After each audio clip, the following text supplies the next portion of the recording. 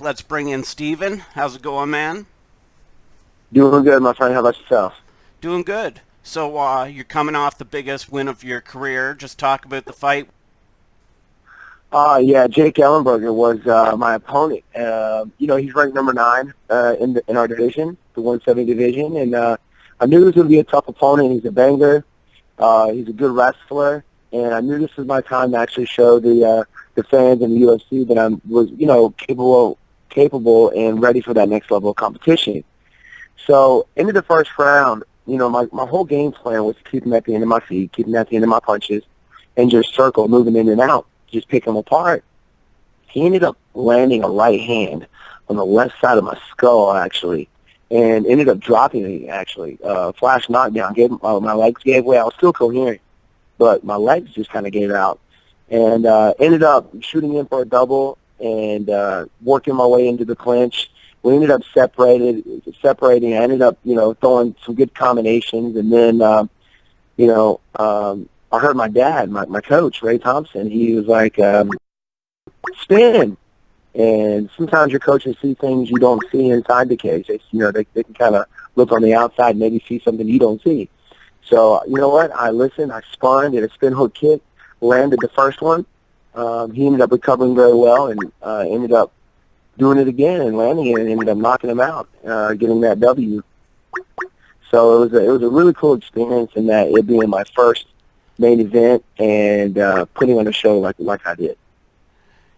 Yeah, for sure, man. And how's your health coming off the fight?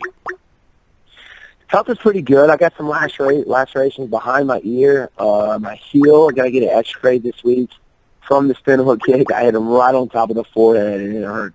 But my whole foot went numb, actually. So, that's about it. And, from the flash knockdown, I had a headache. But other than that, I'm feeling great right now, man. Okay, good stuff. Was there any surprises in the fight, or was it pretty much what you expected? Well, the right hand definitely surprised me. If you go back and watch, my back was fairly close to the fence, and normally when I throw my punches, I move in, throw my punch, and I move back out before the guy can hit me. But I knew the cage was there, and I actually switched sides in the pocket, and I shouldn't have done that because he threw a right hand at the exact same time and ended up hitting me. But that was the only surprise. Wherever the fight went, I was ready for it. He went in for an inside trip to take me down. I ended up reversing with a lateral drop and ending up taking his back. But, it was just a great experience. And, my hat off to Jake Ellenberger. Jake's still he's a tough guy. He's ranked number 9. But, it was just a surreal experience. And I'm just high on life right now, my friend. Nice. Okay, man. So, is there much of a difference between main eventing a card compared to just being one of the other fights?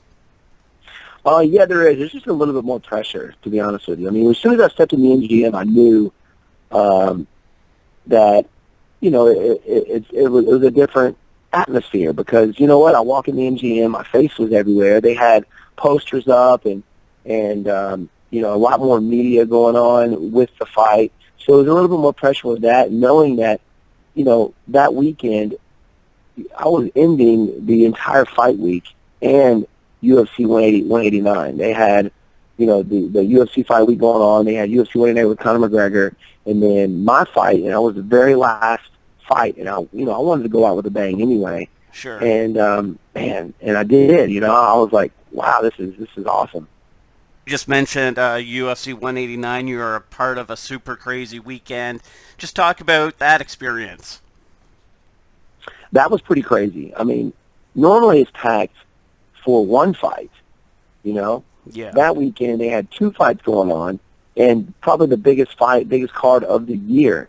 I mean, you had Rory McDonald, you had Robbie Lawler fighting for a title, you had Conor McGregor, and all the Irish that came to support him fighting Chad Mendez, and man, it was a crazy weekend, and it was that actually made it more exciting for me because I'm fighting on the same weekend as the champions, and it's great to actually go out there and put on a show for the fans who who came over from Ireland as well. They had a bunch of guys who went to the UFC one night to support McGregor. Actually came to the UFC fight night as well.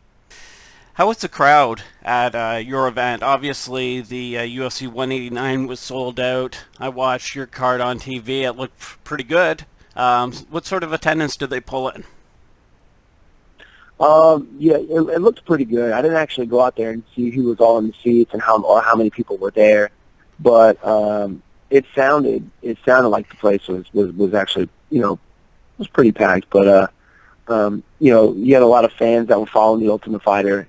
Team ATT and Team Black Zillions were headlining that, and a group of great fighters, great people, and it was a little bit different, man. I mean, after the fight, being the very last fight is definitely different because you're sitting in the room, everybody else around you is excited because they had just gotten in with their fight. They don't have to stress about anything anymore, but you're still back there just, oh my goodness, Right. Don't know what's going to happen during the fight, trying to get focused, and we didn't get out of there till late, man, and that whole experience was different for me.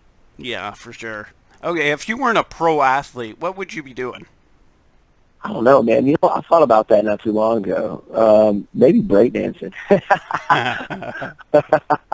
Nice. Commissions are doing away with the IVs for making weight. Will this affect you? Oh, not at all. No. I do cut 25 pounds from the beginning of fight camp to the weigh-ins, so it's not like I'm dropping all that at one night. I usually get to Vegas around 185. I think we're just going to walk around a little bit lighter, so we make that progression back up to our natural weight a little bit easier. And to be honest with you, it makes sense. I understand the reason why they are doing what they're doing. It keeps the people from doping and cheating through the IVs. And a lot of these guys, when they blood dope or anything like that, they can kind of get rid of it with the IVs as well. So get rid of the evidence. So it's going to prevent any of these guys to cheat, and I understand why, because it's a fight sport. You got to be professional about it, and it's cheating. People who dope they're cheating. So it may take a little longer in that 24 hours for weigh-ins to fight time, but I heard that scientists in fact show that it's healthier for you.